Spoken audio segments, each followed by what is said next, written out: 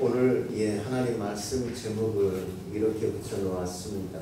기도의 옷을 입히는 부모와 자녀.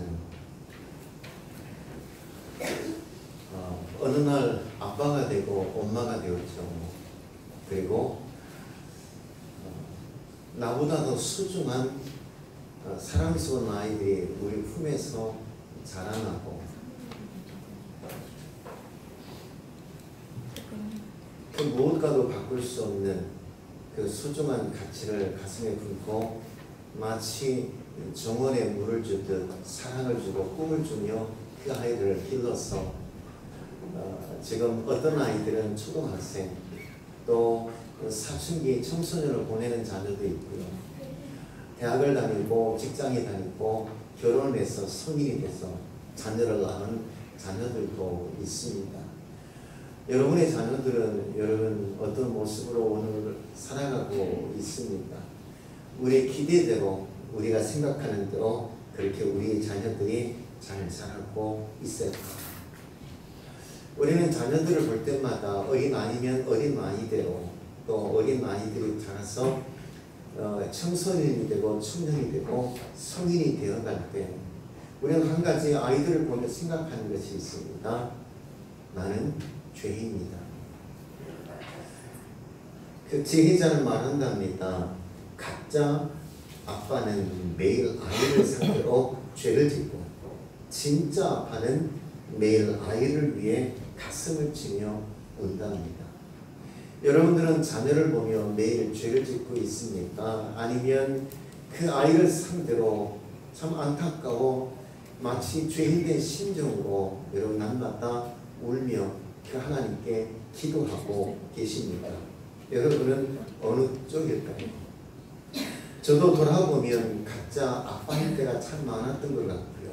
때로 어느 한순간에는 정말 진짜 아빠처럼 그렇게 아이들을 눈물로 기도하고 그 아이들의 손을 주님께 옮겨드린 적도 있겠지만, 그러나 두고 생각해보면 가짜 아빠 노릇을 한 적이 참 많은 것 같다, 그런 생각을 해봅니다.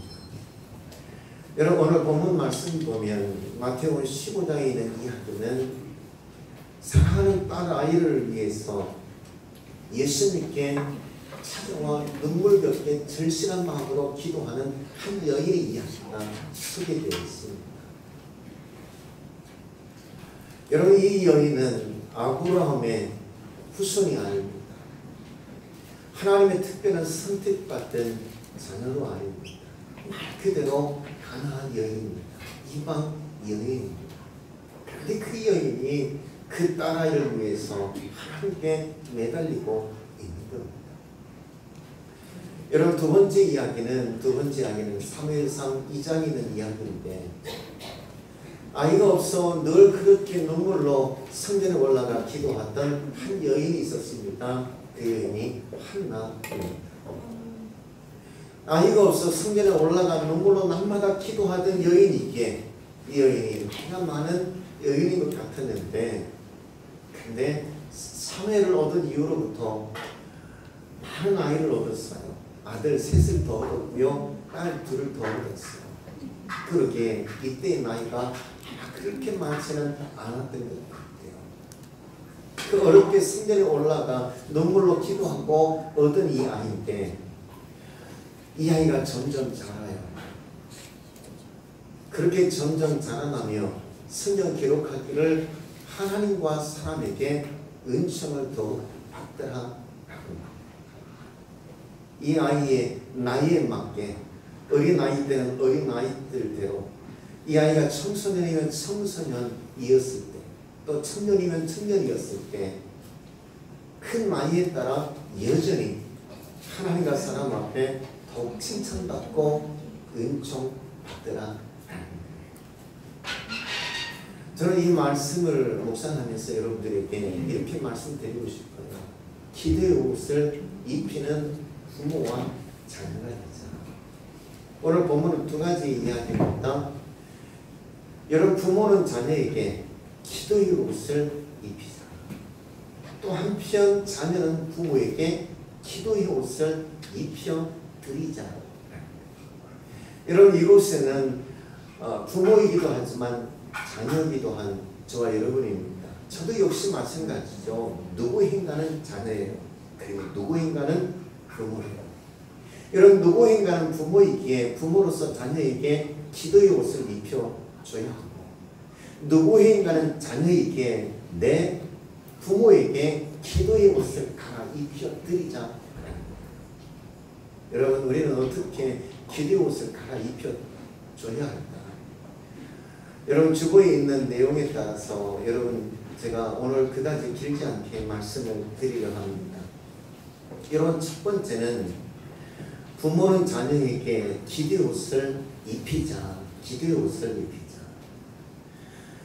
부모는 자녀에게 기도의 옷을 입히는데 나이에 따라 기도의 옷을 좀 입혀주자라는 거예요. 어린 나이 때는 어린 나이 때 맞게 기도의 옷을 입혀주고요. 이 아이가 자라나면 사춘기 아이가 되잖아요. 그러면 그 아이에 맞게 좀 더 자라나면 청년기를 보내는데 청년기에 맞게요. 보다 나이가 많아 결혼하고 자녀를 낳고 살아가면 큰 나이에 맞게요. 여러분, 우리가 기도하자. 어린아이 때는 건강을 위해서 건강하게 자라다오 하고 기도하고, 청소년기를 맞이한 아이들에게는 스스로 감정을 잘 컨트롤하며 이성을 통제하며 잘 자라날 수 있도록, 또 청년기가 되면 이 아이가 꿈을 꾸고 세상을 향한 열정을 가지고 달려갈 수 있도록, 성인이 되어 가정을 세우고 자녀를 낳고 살아가면 화목하고 건강한 가정을 세워가도록, 이 나이에 따라 기도의 수도 좀 늘려가자. 그렇게 기도의 옷을 입혀갈 때 이 아이가 어린 나이 때 부모의 기도의 옷을 통해서 건강하게 자라. 또 청소년기에 부모의 기도의 옷을 입어 이 아이가 부모의 기도의 옷을 입어 자기의 감정과 이성을 잘 컨트롤하며 건강하게 자라. 또 청년기에 가면 부모의 기도의 옷을 입어 이 아이가 세상을 향해서 꿈을 가지고 비전을 가지고 열정적으로 달려갈 수 있는 아이가, 죽을 때까지 내려놓을 수 없는 이 자녀들의 삶이 여러분의 기도를 통해서 이루어갔으면 좋겠습니다. 여러분, 모성애가 참 중요하지만 우리 모성애만 믿지 말고 부성애가 참 좋지만 이 부성애만 믿지 말고 기도의 힘을 믿을 수 있는 여러분들 되었으면 좋겠습니다. 아멘. 여러분, 기도에는 능력이 있습니다. 기도에는 권세가 있습니다. 아멘. 기도에는 엄청난 하나님의 역사가 거기에 있다는 사실을 반드시 기억하는 여러분들 되었으면 좋겠어요. 아멘. 우리가 기도를 할 때 자녀들의 인생 가운데 울타리가 생깁니다. 감히 우리 자녀들이 살아가는 그 인생을 감히 흔들어댈 수 없도록 영적 울타리가 형성돼요. 자칫 잘못하면 세상이란 악이 우리 아이들을 흔들어댈 수 있고 잘못된 것으로 끌고 갈 수 있잖아요. 그러기에 우리 기도가 우리 아이들이 살아가는 데 있어서의 영적 울타리가 만들어진다. 뿐만 아니죠. 우리가 인생을 살아보았잖아요. 우리 찬송에도 있듯이 태산을 넘어 혼곡을 지나 여기까지 왔잖아요. 산을 넘었나 싶었는데 강이 있어요. 강을 지났나 싶었는데 넓은 광야가 있어요. 그렇게 넓은 광야를 지나고 강을 건너고 산을 넘어 여기까지 왔어요. 우리 아이들의 인생이라고 다를 바가 있겠습니까? 내가 살아온 인생과 좀 다르겠지만, 더 행복하겠지만, 더 편안하겠지만, 더 잘 살겠지만, 그러나 여전히 나와 같이 산을 넘어야 되고 강을 건너야 되고 광야를 지나야 되는 우리 자녀들의 인생입니다. 그러기에 기도는 우리의 예방주사가 돼요. 우리가 아이들의 예방주사를 왜 넣나요? 아플까 봐.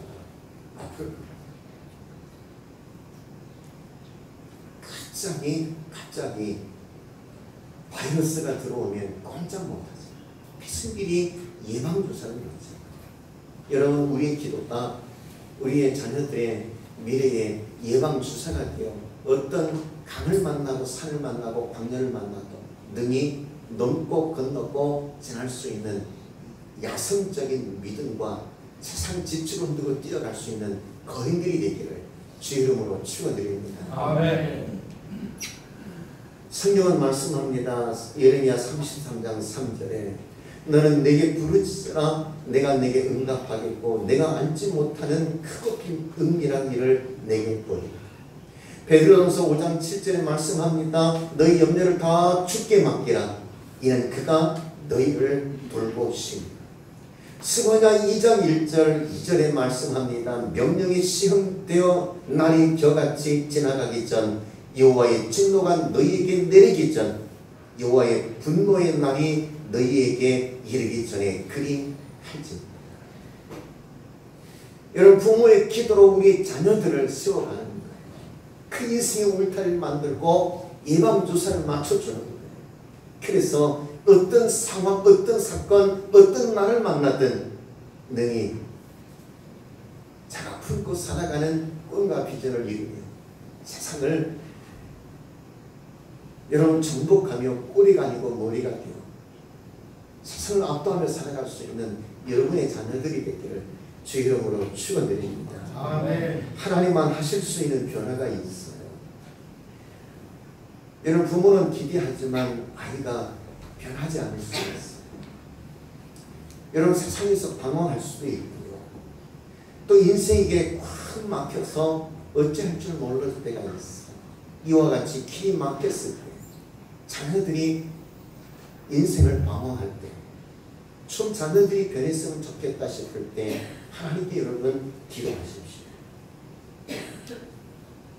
우리 자녀들 가운데 공부를 잘하는 자녀가 있을 겁니다.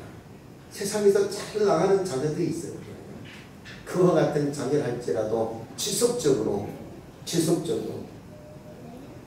성장하고 그 은혜를 누리며 살아갈 수 있도록, 때로는 자만하거나 교만하여 엎드려지지 아니하도록 여러분 기도해 주셔야 합니다. 때로는 성인이 된 자녀들이 있을 겁니다. 화목한 가정, 편안한 가정 세울 수 있도록, 때로는 일을 계획하고 준비할 때, 그리고 배우자를 찾고 자녀를 기다리는 우리의 자녀들도 있습니다. 우리의 자녀들이 건강하고 화목하고 편한 가운데 살아갈 수 있도록 여러분 기도하실 수 있는 여러분 되었으면 좋겠습니다. 아멘. 여러분, 훌륭한 인생 뒤에는 기도하는 부모가 있대요. 우리의 자녀들의 삶이 증폭되길 원합니까? 그 삶의 지경이 넓혀지길 원하십니까? 시편 2편 8절에 보면 성경은 이렇게 말씀합니다. 내게 구하라. 내가 이방 나라를 내 유업으로 주리니 내 소유가 땅끝까지 이르리로다. 부모의 기도를 통해서 자녀들의 인생이, 그들의 삶이 증폭되고 지경이 넓혀진 역사가 있길 원합니다. 주님 말씀합니다. 내게 구하라고 말씀합니다. 열방을 유업으로 줄이라고 말씀하고 있습니다. 대한민국 이 땅이 너무 좁아 세계 열방을 두 발로 딛고 뛰어다닐 수 있는 거인으로 여러분의 기도를 통해서 세워가실 수 있는 여러분이 되기를 주의 이름으로 축원드립니다. 아멘. 내 손에 붙들려 있는 이 아이들의 손을 하나님의 손에 넘겨드리십시오. 우리 주님께서 선한 곳으로 푸른 초장 맑은 시냇물가로 인도해 주시리라 믿습니다. 아멘. 그러므로 후성에 모성에만 믿지 말고 기도의 힘, 기도의 능력, 하나님의 하신 일을 기대하며 우리의 자녀의 나이에 맞게 기도의 수를 늘려가며 여러분 기도의 옷을 갈아입혀줄 수 있는 모든 부모가 되기를 주의 이름으로 축원드립니다. 아멘. 두 번째 우리는 누구인가는 우리가 자녀예요. 그래서 자녀로서 부모에게 기도의 옷을 갈아입혀 드리자. 우리가 부모를 위해서 기도하는 것은 부모에게 효도하는 겁니다. 기도를 통해서 우리 부모님들의 노후 대책을 하는 거예요. 하나님께 복음을 드는 거예요. 여러분, 우리가 복음을 드는 이유가 어디 있나요? 특별히 생명보험 또 연금보험 등 참 복음을 드리잖아요. 우리가 복음을 드는 이유가 무엇입니까? 나이가 들어 힘이 없고 경제적인 능력이 없을 때 내가 들어놓은 그 보험을 통해서 노후에 내가 생계를 내가 해결하고 내 삶의 여유를 갖게 되는 것입니다. 여러분, 자녀가 부모를 위해서 기도한다는 것은 부모의 노후 대책이에요. 여러분, 가장 큰 효도가 무엇입니까? 부모를 위해서 기도합니다. 부모님의 노후에 건강하기를 위해서 기도하십시오. 너는 마음이 편안하기 위해서 기도하십시오. 내 아버지, 내 어머니가 노후에 편안하게 사랑하며 인생을 즐길 수 있도록 여러분 기도하십시오. 여전히 노후에도 경제적 활동을 할 수 있는 부모님이 될 수 있도록 여러분 기도하십시오. 우리 기도가 부모님의 노후에 여러분 노후 대책이고요, 보험이에요. 그래서 부모는 자녀에게 나이에 맞게 기대 옷을 입혀줘야 하는 것처럼 자녀도 부모에게 부모의 연세에 맞게 기도의 옷을 갈아입혀드릴 수 있는 여러분이 되어서 여러분의 기도를 통해서 여러분의 부모들이 노후에 편안하고 여유롭고 화목하고 행복한 노후 생활을 즐길 수 있는 귀한 은혜가 있기를 주 이름으로 축원드립니다. 아멘. 그러면 마지막 어떻게 기도할까? 세 가지를 여러분 말씀드리고자 합니다. 첫째는 규칙적으로 기도하라. 규칙적으로 기도. 여러분, 이 말은 제 말이 아니에요. 우리 기독교 신학의 기초를 세운 것은 여러 가지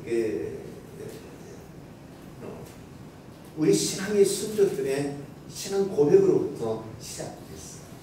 그 중에 하나가 하이델베르크 신앙 고백이라는 것이 있어요. 하이델베르크 신앙 고백서라는 것이 있어요. 그 고백서에 보면 기도는 하나님께로부터 내게 받은 은혜로 인한 하나님께 내가 드리는 가장 으뜸가는 거예요. 가장 으뜸가는. 이 말이 무슨 말이냐면 내가 하나님께 은혜를 받았어요. 내가 하나님께 은혜를 받고 은혜를 받아 내가 감동과 감격이 있을 때 가장 먼저 내 입을 통해서 터져 나오는 것이 무엇입니까? 기도. 우리가 그런 경험 다 해봤어요. 정말 은혜를 받고 나니까 가장 먼저 여러분 무엇을 하게 돼요? 기도를 하게 됐어요. 그래서 가장 으뜸되는 우리 믿음의 행위가 기도를 합니다. 아멘. 그런데 하이델베르크 신앙 고백서에 보면 이것은 무슨 말을 하냐면 기도는 내가 필요해서 내가 기도하게 된다는 거예요. 내가 몸이 불편해요. 그럼 내가 기도할 마음이 있잖아요. 내 자녀에 문제가 있어요. 그러면 기도할 마음이 있잖아요. 그런데 기도는 필요가 있어 필요로 인해서 기도하지만 그러나 그 기도는 일심으로 끝쳐서는 안 된다. 그러므로 하이델베르크 신앙 고백서에서 말하기를 기도는 규칙적으로 해야 어제와 같이 오늘과 같이 내일 그렇게 규칙적으로 기도 생활을 해요. 이때 하나님께서 감동하신답니다. 이때 하나님께서 우리 기도를 들으신답니다. 그러면 우리가 언제 어떻게 가장 규칙적으로 하나님께 기도할 수 있습니까? 새벽 기도가 있잖아요. 주일을 뺀 월요일부터 토요일까지 정한 시간이 있잖아요. 아니요, 나는 새벽에 너무 힘든데요. 여러분, 새벽 시간 하나님께 양보하십시오. 새벽 시간 하나님께 헌신하십시오. 다른 시간 타들려 하지 말고요. 한국교회가 만들어놓은 이 새벽 시간 하나님께 나와 이 시간 하나님께 양보하고 헌신하며 자녀를 위해서 기도하고 부부를 위해서 기도할 수 있는 여러분이 되길 원합니다. 아멘. 성경은 이렇게 말씀하세요. 시편 46편 5절에 새벽에 하나님이 도우시리로다. 아멘. 시편 108편 2절에 비파와 수고만 깰지어다 내가 새벽을 띄우리로다. 시편 119편 147편에 내가 새벽전에 부르짖으며 주의 말씀을 바라싸오며. 아멘. 다윗이 말하는 겁니다. 내가 새벽에 일찍 일어나 하나님께 기도한다. 예수님은 어땠을까요?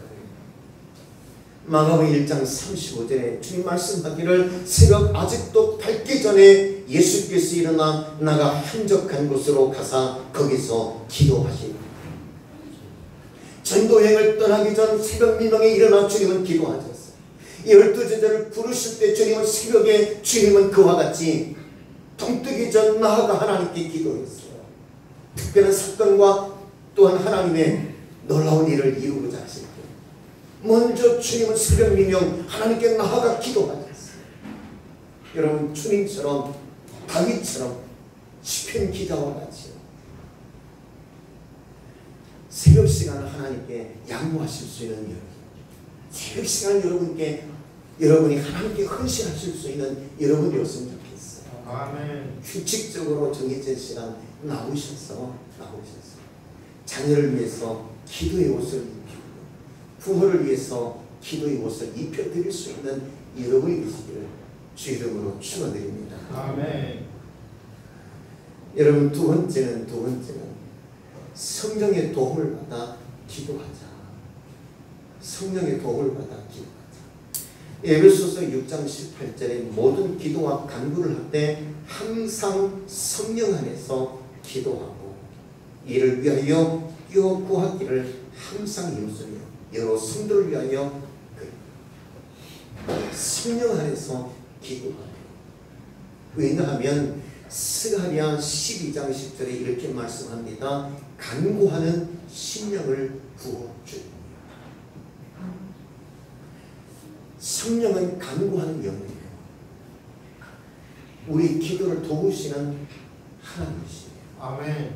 그러므로 성령 안에서 성령의 도움을 받아 기도하시는 여러분들이었으면 좋겠습니다. 아멘. 세 번째, 예수 그리스도의 십자가를 바라보며 기도하십시오.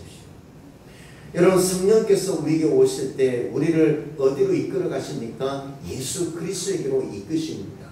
그리고 영혼의 눈을 열어 주의 십자가를 보게 하십니다.